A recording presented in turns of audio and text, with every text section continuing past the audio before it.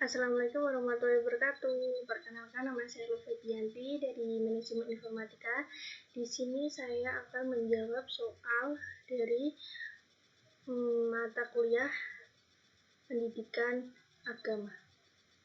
Oke, soal yang pertama ada mengapa manusia mesti beragama? Jelaskan. Karena manusia tidak memiliki standar moral sendiri dan untuk membuat keteraturan dalam hidup dan masyarakat serta agar mendapatkan ketenangan hati dan kebahagiaan, maka diperlukan standar moral objektif yang diatur oleh kekuasaan yang lebih besar dan hakiki, yaitu Allah SAW. Oke, soal yang kedua, jelaskan keterkaitan Al-Quran, Hadis, dan Al-Rayu sebagai sumber ajaran Islam dan berikan contohnya. Tentu saling berkaitan. Al-Quran merupakan firman atau perkataan Allah SAW yang dibukukan untuk dipelajari.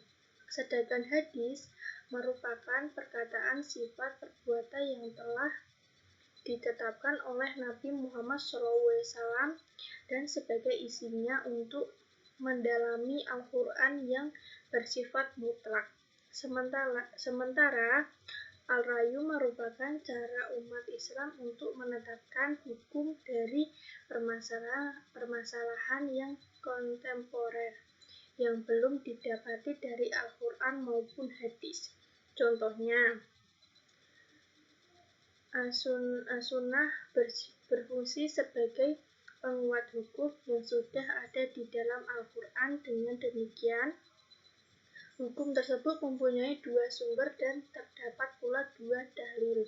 Sementara Al-Rayu berasal dari manusia memiliki akal yang mampu berpikir secara komprehensif dengan tetap berpegang teguh pada Al-Quran dan Hadis sebagai bukti kebesaran Al-Rayu. Oke, soal selanjutnya nomor 3.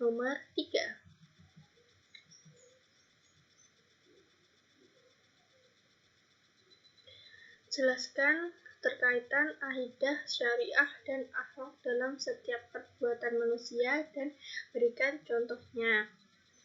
Akidah, sholat merupakan salah satu akidah bagi seorang muslim. Sholat juga merupakan syariah dari sholat, maka akan terbentuk akhlak yang terpuji, akhlak yang baik. Seperti dalil yang pernah disebutkan dalam Al-Quran bahwa sholat mampu mencegah perbuatan mungkar dan keji.